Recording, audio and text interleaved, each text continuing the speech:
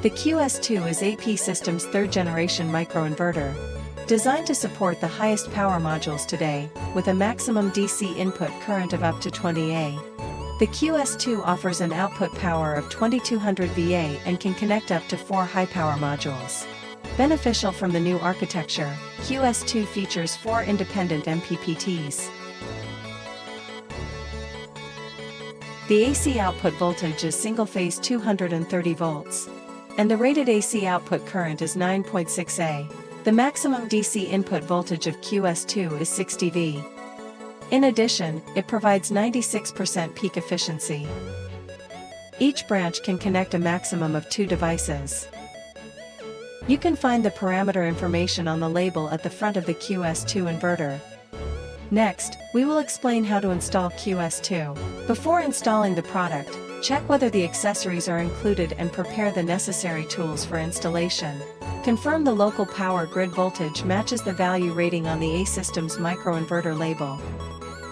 First, mark the installation location. Do not carry the microinverter by the AC cable. Avoid installing the microinverter, including DC and AC connectors, in direct sunlight, rain, or snow, including the gaps between modules.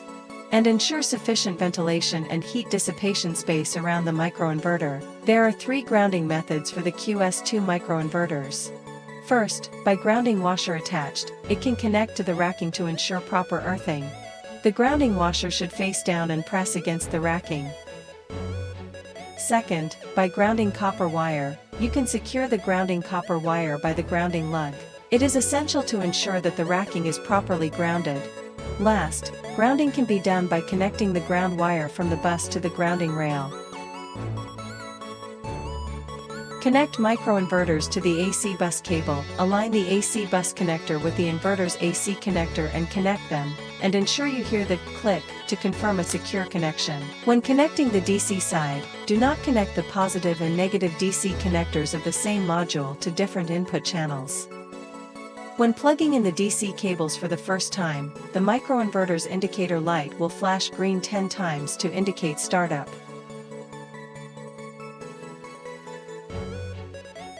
After the inverters are installed and started successfully, we need to initialize the network through the ECU.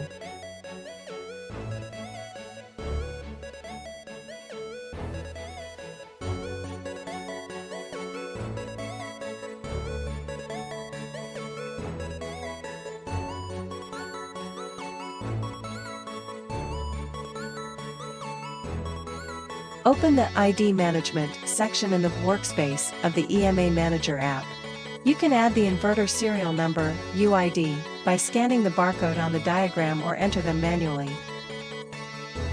And then click Synchronize to sync the information with the ECU. The network status and signal show OK. The networking progress reaches 100% and signal is good. It indicates that the networking is successfully initialized.